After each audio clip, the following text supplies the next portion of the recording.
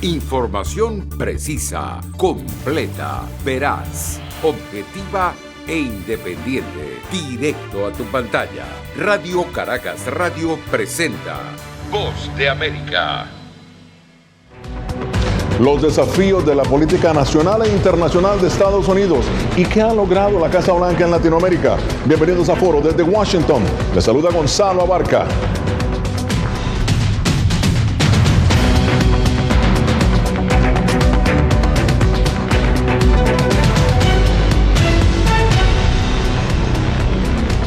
El gobierno del presidente Joe Biden enfrenta monumentales desafíos, tanto en el escenario nacional como en el internacional. Economía, política laboral, salud pública, inmigración, energía.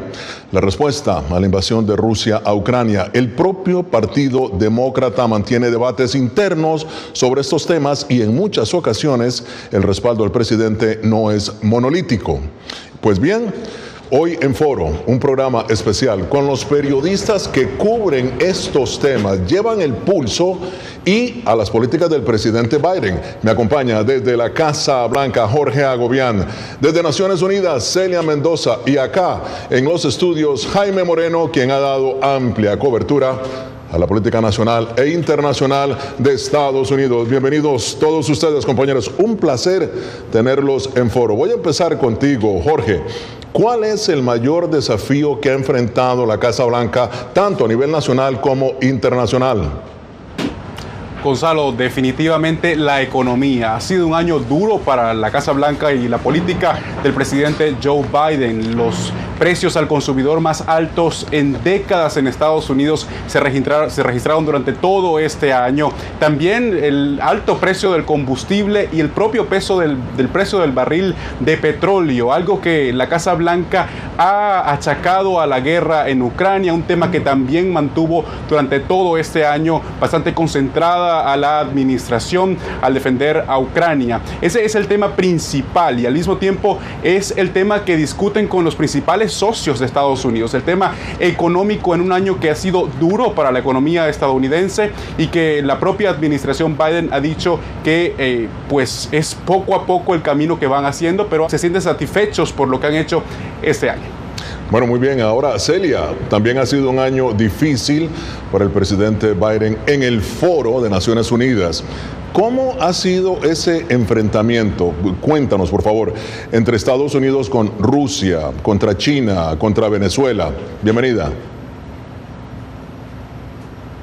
Así es, Gonzalo, la plataforma más clara en la que se han visto sus enfrentamientos ha sido el Consejo de Seguridad de las Naciones Unidas, donde China y Rusia se han mantenido al margen de apoyar algunas de las mociones que han sido presentadas en el Consejo de Seguridad. Rusia ha ejercido su poder de veto para eliminar algunas de las condenas que se han hecho en su contra, muchas de ellas lideradas por los Estados Unidos, que durante este año ha tenido la oportunidad de llevarlas hasta la Asamblea General de las Naciones Unidas, donde ha visto un respaldo significativo por parte de la comunidad internacional frente al tema de Ucrania.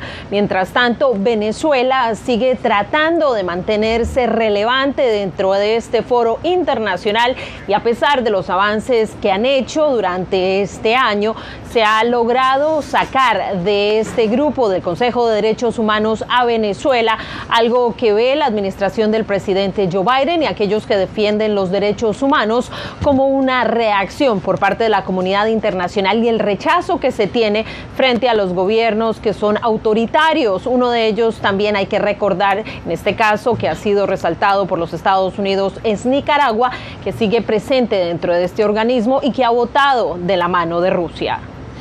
Ahora, Jaime, paso contigo. Fíjate que para el verano el nivel de popularidad del presidente Biden fue del 45%. Muy bien, que mejoró del 36% en junio, de acuerdo a la agencia Prensa Asociada. ¿Cuáles son los temas que los estadounidenses juzgan en términos de popularidad al presidente de Estados Unidos? Gonzalo, yo creo que como lo mencionaba Jorge al comienzo, el tema es la economía y el impacto que se ha sentido este año justamente por la inflación.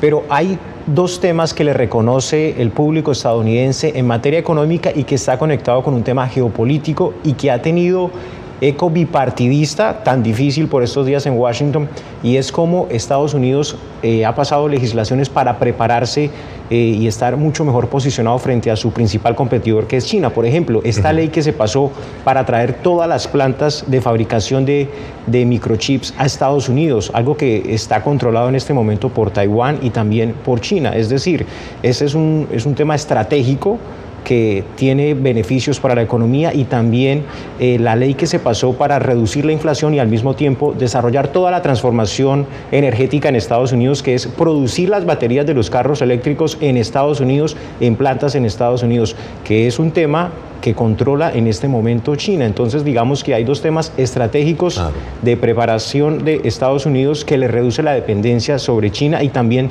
sobre los dispositivos, los microchips que se producen en Taiwán.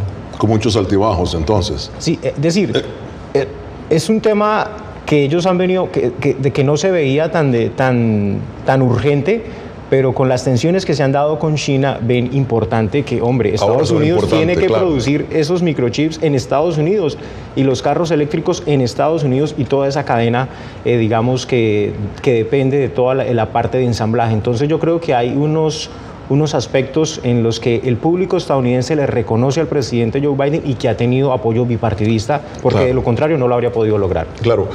Bueno, Celia, tú que has tomado el pulso precisamente en el tema de migración, que has ido a la frontera, has hablado con las personas, sigue siendo obviamente el tema de migración una de las columnas de no solamente la promesa del presidente Biden de que iba o va a aprobar una ley de migración, sino también un tema columna en su discurso prácticamente diario. La pregunta es, él prometió en campaña precisamente pasar una ley de inmigración. ¿Cuál es el balance? Tú que has ido a la frontera, reitero, y has hablado con los migrantes, tú también que has hablado con políticos, ¿cuál es el balance que se hace del presidente Biden en temas de migración? Realmente hemos visto que en el inicio había una esperanza enorme, no solamente de que se pudiera avanzar en esta promesa de hacer una reforma migratoria, que es usualmente algo que hacen la mayoría de los presidentes demócratas. Lo hizo su predecesor Barack Obama cuando él era vicepresidente, pero es muy difícil cumplirlo, y en especial con las condiciones y la manera en la que está constituido en este momento el Congreso estadounidense. Pero algo que es importante recordar es que el presidente ha mantenido algunas de las medidas de del expresidente Donald Trump, algo que le ha generado críticas fuertes, y se ha tenido que concentrar en lo que es esta seguridad fronteriza, que ha llevado a que se mantenga el título 42, por lo menos por la mayor parte de su administración, y esto ha llevado a que se ejecuten algunas medidas que no son muy bien vistas por los grupos que defienden los derechos de los migrantes. El retorno de algunos de los nacionales de algunos grupos específicos le ha generado críticas fuertes. Lo vimos durante el verano con los haitianos y se ha visto durante los últimos meses con los venezolanos, y esto es algo que definitivamente causa un peso enorme para esta visión que tienen de él.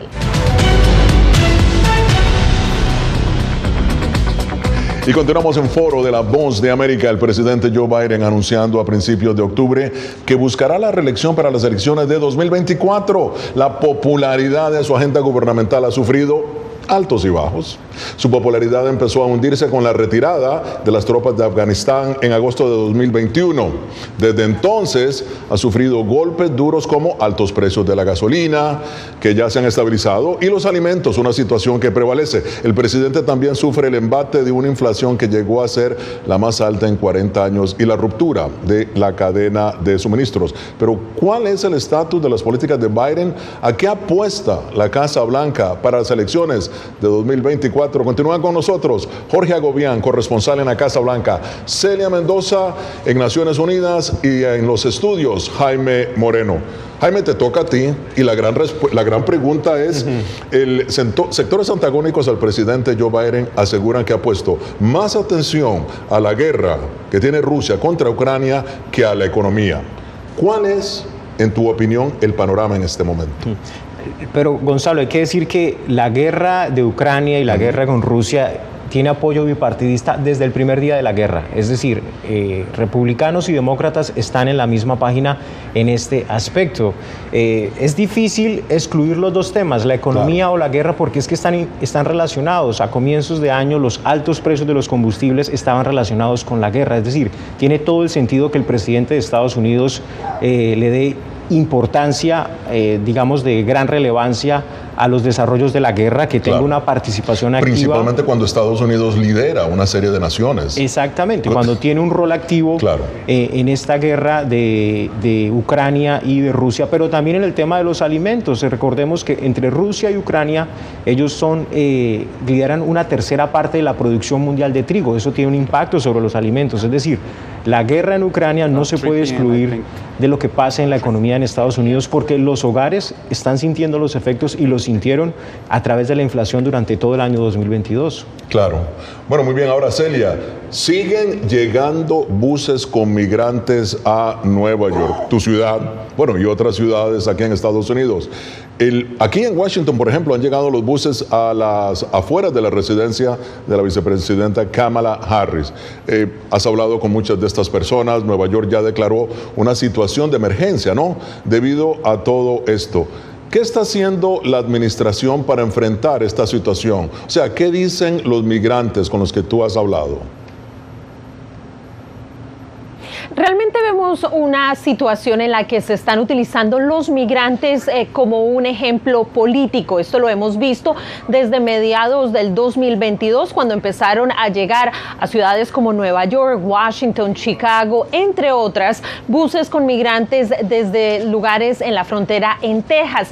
Para ciudades como Nueva York no ha sido una sorpresa recibir migrantes, pero sí de la cantidad y en el número que están llegando. Se han empezado a habilitar un gran número de lugares temporales para la asistencia. La alcaldía de Nueva York, el alcalde Eric Adams, ha dicho que se declaraba un estado de emergencia. Esto lo declara hace algunos meses y para ellos es importante seguir proveyendo recursos, pero al mismo tiempo han pedido que el gobierno federal asista con esta atención, mientras se cree que las decisiones que fueron tomadas por la administración del presidente Joe Biden para manejar el tema de la entrada de los venezolanos, uno de los grupos más grandes cruzando de manera irregular y que han llegado a la mayoría de estas ciudades como Nueva York y Washington, lo que ha permitido de esta forma es tratar de reducir y controlar la cantidad de personas y eliminar el acceso directo que tienen autoridades locales, como es el gobernador de Texas, para que estas personas sean movilizadas indiscriminadamente hasta estos lugares. Ahora bien, Jorge, en el tema de la política hacia Latinoamérica,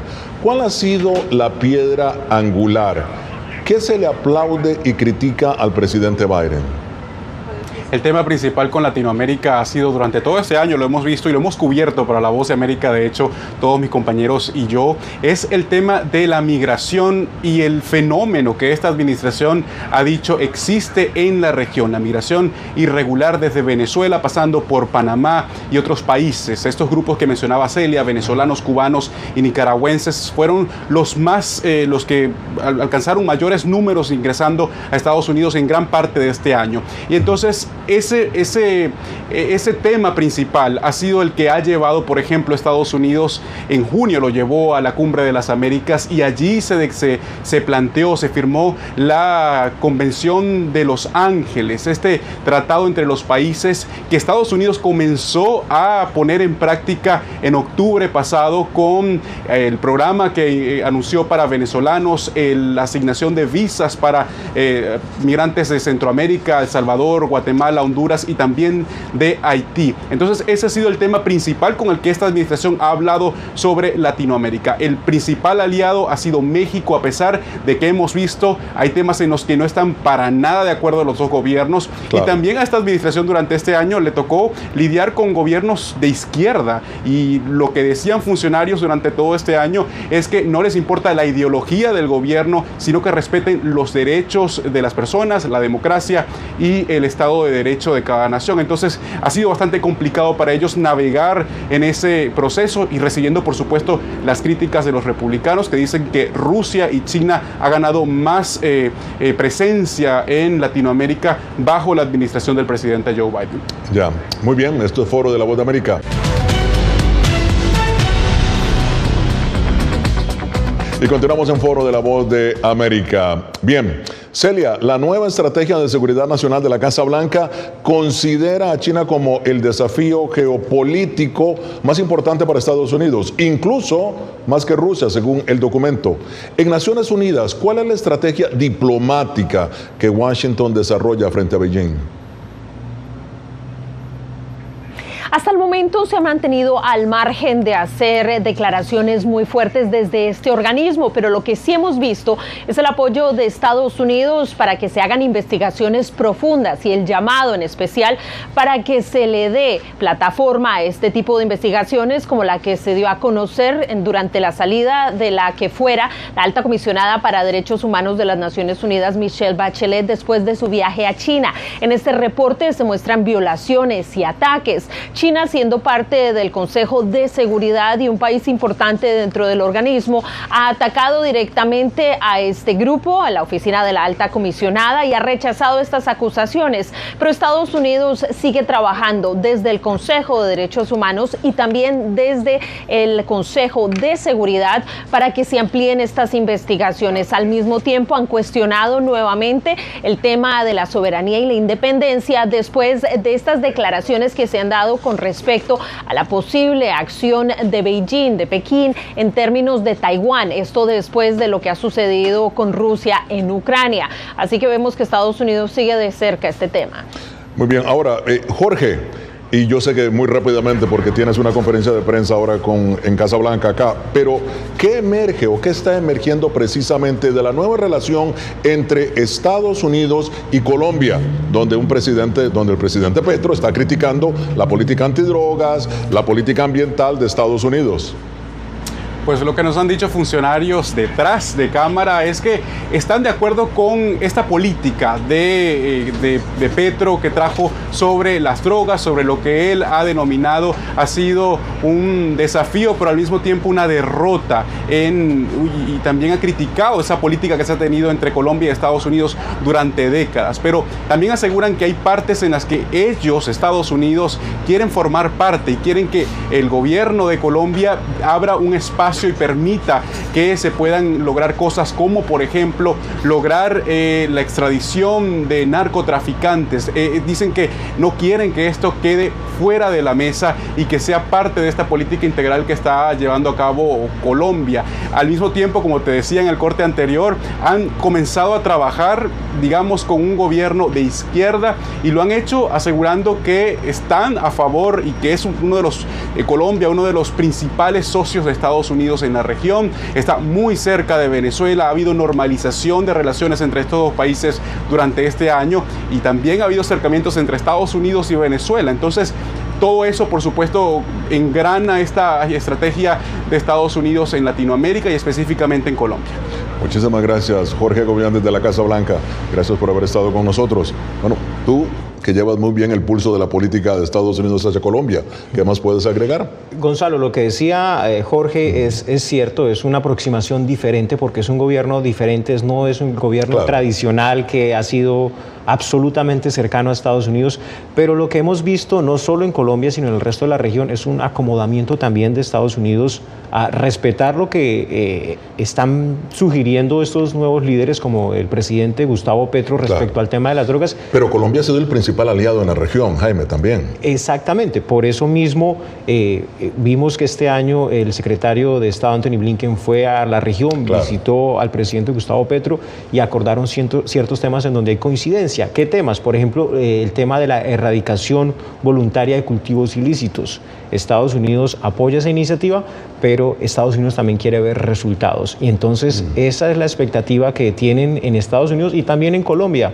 Decía esta estrategia que tiene que ver como tratar de erradicar los cultivos de una manera, digamos, coordinada con los campesinos, va a ser más efectiva que la anterior política que se venía aplicando hasta hace unos años, que era la de fumigación y la erradicación forzosa, que usted erradicaba una cantidad de hectáreas, pero al mismo tiempo le estaban sembrando la misma cantidad de hectáreas en otra área. Entonces era como una bicicleta estática, como lo ha dicho siempre el expresidente de Colombia, Juan Manuel Santos. Claro. Ahora bien, Celia, un tema polémico continúa siendo el de los llamados Dreamers, ¿no? Unos 600,000 migrantes que fueron traídos por sus padres de manera indocumentada cuando eran niños. ¿Cuál es el plan del presidente y cuál es la situación en este momento de ellos? Sabemos que el presidente Joe Biden, desde que empezó, firmó una orden ejecutiva, trata de darle protecciones a este grupo en particular. Esto también lo hemos visto con iniciativas que se han movido en el Congreso de los Estados Unidos, pero donde han visto un reto enorme ha sido en las Cortes, después de que varios estados hayan retado las medidas, las órdenes ejecutivas y las decisiones. Muchos de los expertos que han manejado este tema ven una apertura que podría darse dentro del Congreso y que podría ser mucho más factible. El presidente de los Estados Unidos espera que esto pueda ser algo que pueda trabajar, y teniendo en cuenta que es uno de los temas que tiene más apoyo bipartidista, el tema de los soñadores. Sin embargo, esto podría tomar algún tiempo debido a la situación que se está viviendo en la frontera y la división política que todavía se mantiene, teniendo en cuenta que en muy pocos meses iniciará fuertemente la campaña de reelección y la posible presencia de Donald Trump no haría más sencilla la posibilidad de que estas personas puedan obtener beneficios, a pesar que durante la administración del expresidente Donald Trump el tema de los soñadores se manejó de una manera positiva en relación al resto de la retórica con los migrantes y en especial los irregulares. Jaime.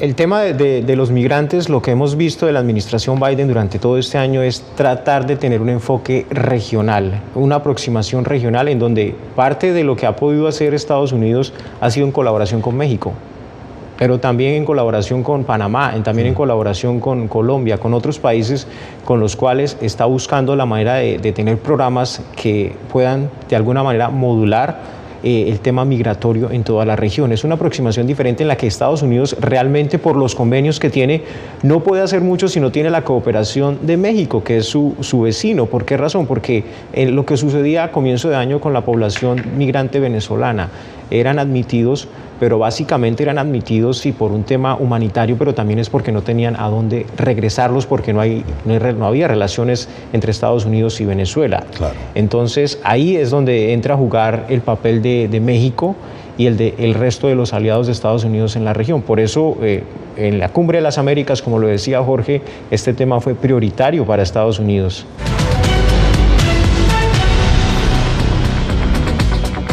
Bien, ya en la parte final de foro de La Voz de América.